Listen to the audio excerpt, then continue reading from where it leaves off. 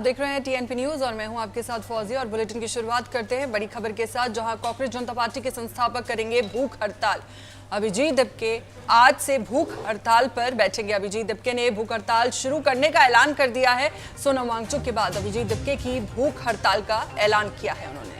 तो ये बड़ा अपडेट हम आपको बता रहे हैं, जहां सोनम वांगचुक के जंतर मंतर से भूख हड़ताल के बाद अब कांग्रेस जनता पार्टी के संस्थापक अभिजीत दिपके ने जंतर मंतर पर भूख हड़ताल पर बैठने का ऐलान किया है। अभिजीत दिपके ने कहा कि आज से वे भूख हड़ताल पर बैठेंगे। अभिजीत का ये दावा है कि उनके साथ मारपीट की गई, वो पुलिस की गिरफ्त से भागकर जंतर मंतर पहुंचे हैं। और इससे पहले अभिजीत ने सोनम वांगचुक को जंतर मंतर से हटाने जाने पर कहा कि अगर उन्हें लगता है कि सोनम सर को ले जाने से यह आंदोलन खत्म हो जाएगा तो वे गलतफहमी में हैं।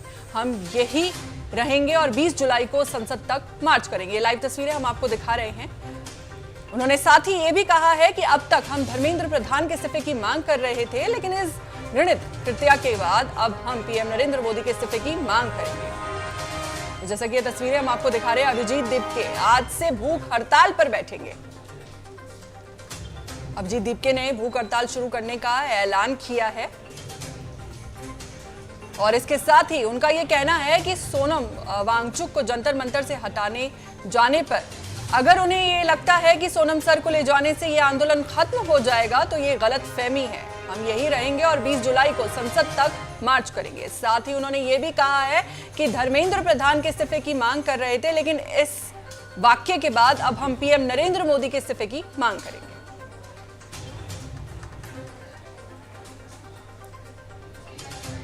कांग्रेस जनता पार्टी के संस्थापक भूख हड़ताल पे जाएंगे। उन्होंने इस बात का ऐलान कर दिया है। अभिजीत दिपके ने भूख हड़ताल शुरू करने का ऐलान कर दिया है।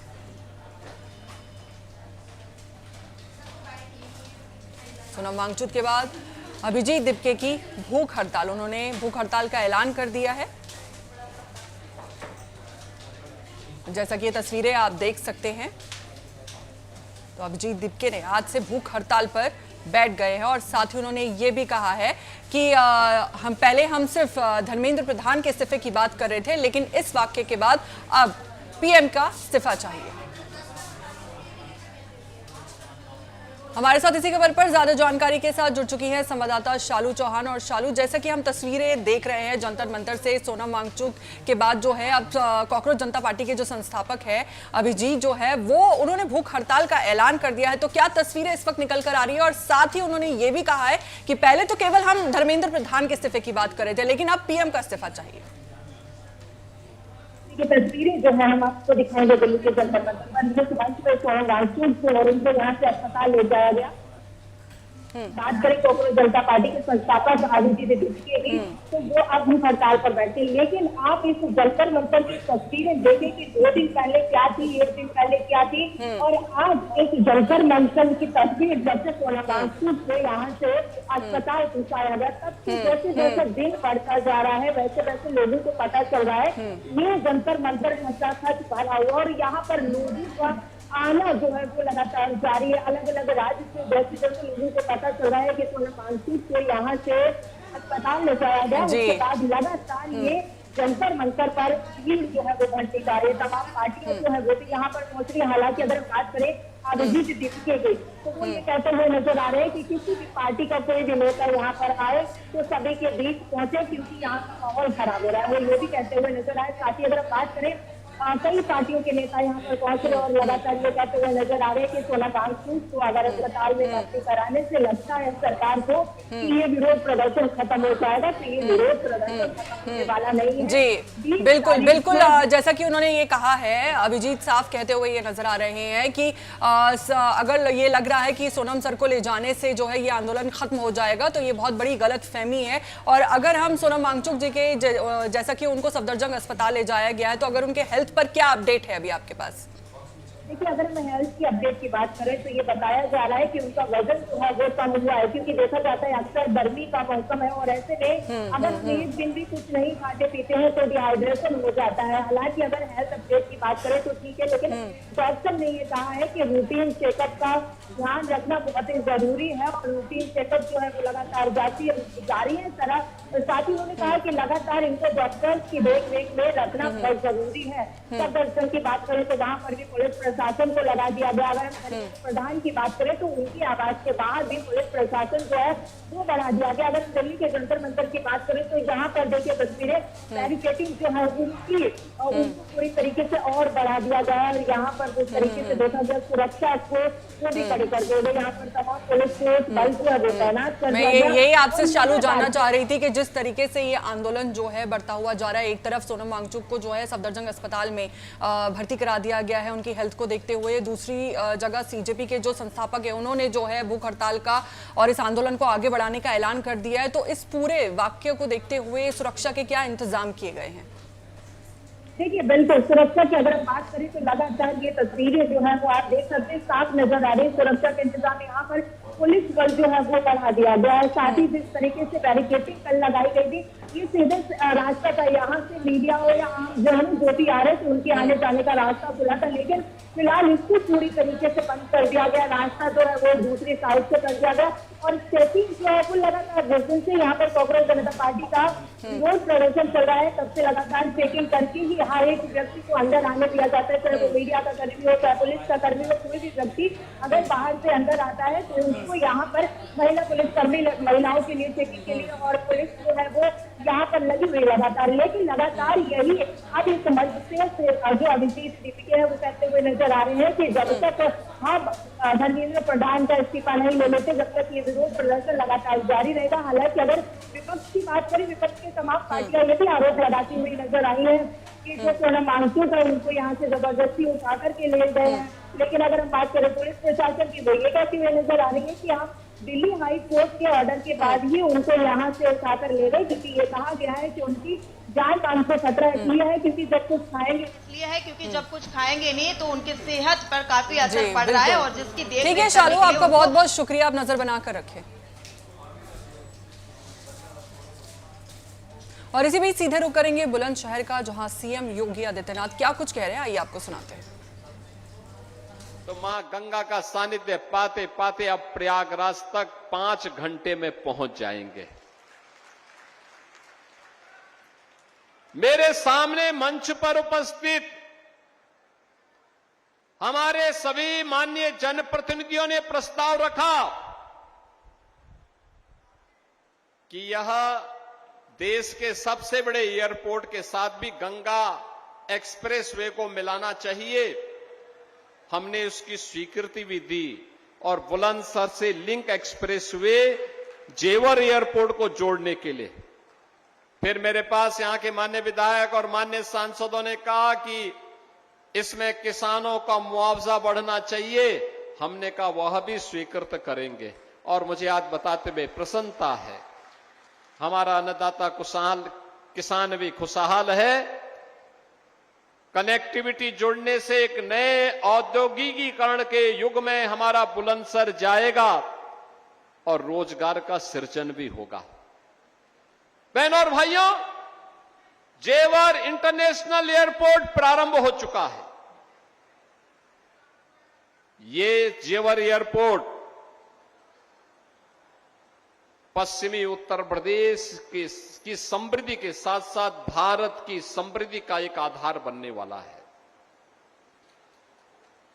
देश का एक एयरपोर्ट जो लगभग 14,000 एकड़ लैंड में विकसित किया जा रहा है, एक साथ एयरक्राफ्ट रिपेयर एंड मेंटेनेंस का भी केंद्र बन रहा है, कार्गो का भी और डोमेस्टिक और इंटरनेशनल पैसेंजर के लिए भी बेहतरीन एयर कनेक्टिविटी का माध्यम बनने जा रहा है। और बुलंदशहर से उसकी दूरी ऐसे ही है, लिंक एक्सप्रेसवे बनने के बाद वो दूरी ऐसे ही होगी जैसे कहते हैं वॉकिंग डिस्टेंस। अभी पिछले दिनों मैं भौचक था जब यहां पे प्रदीप चौधरी जी कह रहे थे कि हमें बाईपास चाहिए, रिंग रोड चाहिए। उस बैठक में भोला सिंह जी भी थे, डॉक्टर महेश शर्मा जी भी थे, सुरेंद्र नागर जी भी थे, यहां के हमारे सभी विधायकगण थे। और मैंने उस समय का प्रस्ताव तत्काल हम इसको आगे बढ़ाएंगे और मुझे आज बताते हुए प्रसन्नता है कि वह भी स्वीकृत हो गया है। कोई सोचता था, बहनों और भाइयों को सोचता था बुलंदशहर में मेडिकल कॉलेज होगा? आज तो यहां पे श्रद्धेय कल्याण सिंह जी के नाम पर बाबू कल्याण सिंह मेडिकल कॉलेज भी आपका अपना है। अब खुर्जा की क्रॉकरी ही नहीं और केवल यहां अन्नदाता किसानों के द्वारा उत्पादित गन्ना की मिठास ही नहीं, देखो गन्ना की मिठास चाय की चुस्की को एक नया ऊंचाई प्रदान करता है, लेकिन यहां की क्रॉकरी भी तो देश और दुनिया के अंदर इसको एक नई पहचान दिलाता है, एक नई पहचान दिला देता है। कनेक्टिविटी की दृष्टि से बुलंदशहर इतना बेहतरीन हो रहा है। एयरपोर्ट भले ही डॉक्टर महेश शर्मा जी के द्वारा जेवर में बनवाया गया हो, लेकिन उसका सर्वाधिक लाभ बुलंदशहर को मिलने वाला है। सबसे ज्यादा लाभार्थी उसका बुलंदशहर आने वाले समय में बनने जा रहा है और इस दृष्टि से बुलंदशहर वासियों को मैं आज इन सभी कार्यों की बधाई देता हूं। वहां इंटरनेशनल एयरपोर्ट ही नहीं बन रहा है, वहां पे इंटरनेशनल फिल्म सिटी भी बन रही है, अपैरल पार्क भी बन रहा है, मेडिकल डिवाइस पार्क भी बन रहा है, टॉय पार्क भी बन रहा है और वहां पर एक आईटी एंड इलेक्ट्रॉनिक्स की सिटी भी बन रही है, फिनटेक सिटी भी बन रही है। आप सोचो ना, आज उत्तर प्रदेश मोबाइल मैन्युफैक्चरिंग में देश के अंदर नंबर 1 पर है। देश के अंदर जितने मोबाइल फोन बनते हैं 55% यूपी के अंदर बन रहे हैं, यूपी के अंदर। इलेक्ट्रॉनिक कंपोनेंट देश के अंदर जितने बन रहे हैं उनमें 60% यूपी के अंदर बन रहे हैं। आज यूपी चीनी मिलों के संचालन में देश के अंदर नंबर 1 पर है, गन्ना उत्पादन में नंबर 1 पर है और इथेनॉल उत्पादन में नंबर 1 पर है। अंतरिक्ष में भारत की ऐतिहासिक उड़ान, सतीश धवन अंतरिक्ष केंद्र से विक्रम 1 की लॉन्चिंग। भारत का पहला निजी orbital rocket Vikram 1 launch. Shri Harikota के सतीश धवन अंतरिक्ष केंद्र से लॉन्चिंग। विक्रम 1 की लॉन्चिंग पर पीएम मोदी ने बधाई दी है। फोन पर बात कर पीएम मोदी ने टीम को बधाई दी। स्काई रूट एरोस्पेस की टीम को पीएम ने बधाई दी। भारत के पहले प्राइवेट रॉकेट विक्रम 1 ने अंतरिक्ष में अपनी ऐतिहासिक उड़ान भरी है और ये एक निजी ऑर्बिटल क्लास रॉकेट है। इसे स्काई रूट एरोस्पेस ने बनाया है। रॉकेट में पीएम मोदी के हाथ से लिखा हुआ खास संदेश अंतरिक्ष में भेजा गया है। तय समय से कुछ देरी के बाद विक्रम 1 को लॉन्च किया गया और हाथ से लिखे इस कार्ड पर पीएम नरेंद्र मोदी के साइन है। उनकी अपनी लिखावट में 26 जून 2026 तारीख लिखी है और ये पोस्टकार्ड मिशन आगमन का हिस्सा है। मिशन आगमन स्काई रूट का पहला ऑर्बिटल लॉन्च मिशन है और ये भारतीय जमीन से किसी निजी कंपनी की ओर से विकसित रॉकेट को ऑर्बिट में पहुंचाने का पहला प्रयास है। तो विक्रम 1 लॉन्चिंग को लेकर पीएम मोदी ने स्काई रूट एरोस्पेस की टीम को फोन पर बधाई दी है।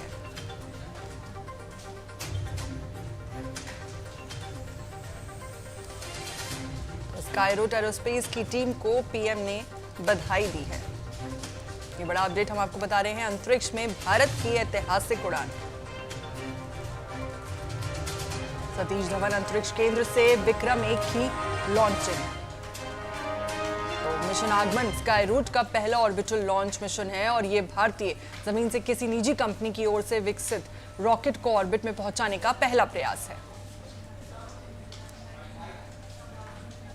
बहुत ही खुशी की बात है कि आज जबकि 12:05 पे सुबह विक्रम 1 जो कि स्काई रूट एरोस्पेस के द्वारा भारत का जो सबसे पहला ऑर्बिटल लॉन्च व्हीकल लॉन्च किया गया था, वो बहुत ही सफलतापूर्वक सक्सेसफुली उसने अपना कार्य पूर्ण कर लिया है और लगभग 16 मिनट 20 सेकंड के बाद उसने जो सैटेलाइट थे वो सही कक्षा में सही ऑर्बिट में पहुंचा दिए हैं और 450 किलोमीटर की जो ऑर्बिट निर्धारित की गई थी और लगभग 7.5 किलोमीटर पर सेकंड की स्पीड से। तो सैटेलाइट बहुत ही सक्सेसफुली लॉन्च होके अपनी कक्षा में प्रक्षेपित किए गए हैं। तो यह एक बहुत ही सुवर्ण अवसर है भारत की स्पेस हिस्ट्री में, स्पेस के इतिहास में। उसका महत्व इसलिए कि इसरो ने भी पहले SSLV लॉन्च इस प्रकार की किए हैं, स्मॉल सैटेलाइट लॉन्च व्हीकल। और इसी बीच छत्तीसगढ़ से एक बड़ी खबर सामने आ रही है, जहां रायपुर में दिल दहला देने वाला मामला सामने आया है। रायपुर में एक घर से मिले 5 लोगों के शव। टिकरापारा पुलिस की टीम मौके पर मौजूद है और किराए के मकान में ये परिवार रहता था। आत्महत्या के कारणों का अभी कोई खुलासा नहीं हुआ है। पुलिस ने शव पोस्टमार्टम के लिए भेज दिए हैं। तो छत्तीसगढ़ की राजधानी रायपुर में दिल दहला देने वाला मामला सामने आया है, जहां एक घर में 5 लोगों के शव मिले हैं। पुलिस मौके पर पहुंची तो मामले का खुलासा हुआ है। शुरुआती जानकारी के अनुसार परिवार के सदस्यों ने आत्महत्या की है। फिलहाल पुलिस ने शवों को पोस्टमार्टम के लिए भेज दिया है।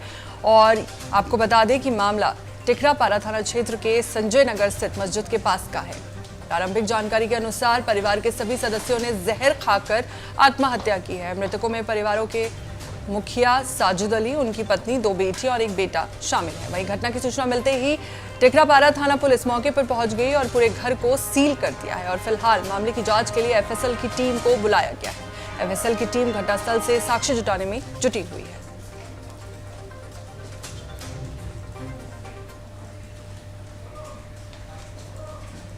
ये शायद परसों जो रात के वो खा वा के 12 बजे तक जगह 12 बजे वो लोग सोए हैं, बंद करे हैं दरवाजा। तो फिर ये लोग गए दरवाजा खटखट, बहुत 4-5 लोग गए दरवाजा ठोके ठाके, नहीं खुला।